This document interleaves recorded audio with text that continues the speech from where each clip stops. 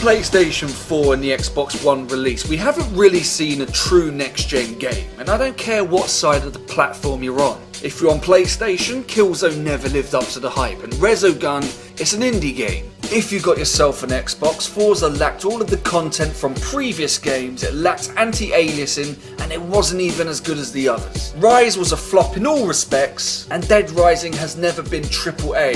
It's a decent fun game at best. Now we have these two massive games releasing weeks apart from each other on different platforms as exclusives. Titanfall is on the Xbox 360, the Xbox One and the PC. So the way the marketing teams got around this is by calling it a Microsoft exclusive, whatever that means. It's focusing itself on online only gameplay, and Infamous Second Son is a single player experience. One is 1080p and the other one 792p. As of now, that is its resolution.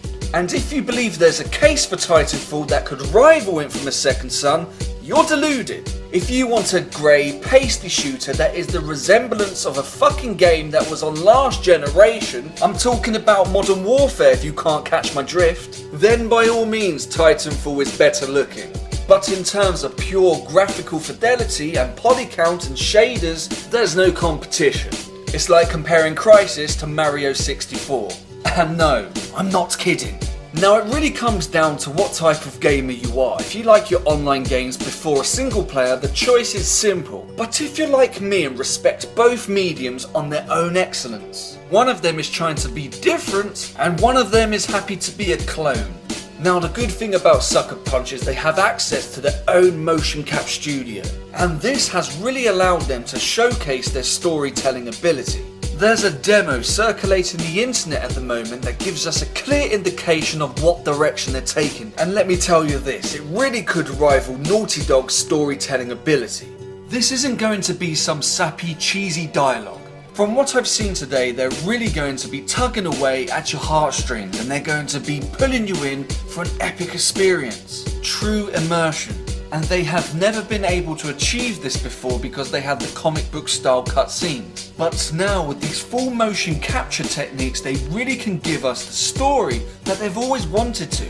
And if you value storytelling, can you really say that Titanfall is going to live up to that? And many of you will rightfully say that's not the reason why I'm going to buy Titanfall. It's for the gameplay, it's for the fun, and it's for the online experience. Well, let me tell you this. It's only 6 people versus another 6 people. Everything else is AI. And even using that word to describe them is an insult. They're basically just targets waiting for you to shoot them. They're that predictable. They're that easy. If you want a true next-gen experience, if you want to see true next-gen graphics, there's no choice. And I believe the reviews and sales are going to reflect this. And before one of you ignorant mongoloids tell me otherwise, PlayStation 4 has more sales, they've waited longer for an exclusive, they expect more from an exclusive, and it's gonna be a beast. Titanfall on the other hand is gonna be decent at best. It's gonna hover between 80 and 90 on Metacritic, its resolution is gonna get deconstructed at Digital Foundry and laughed upon,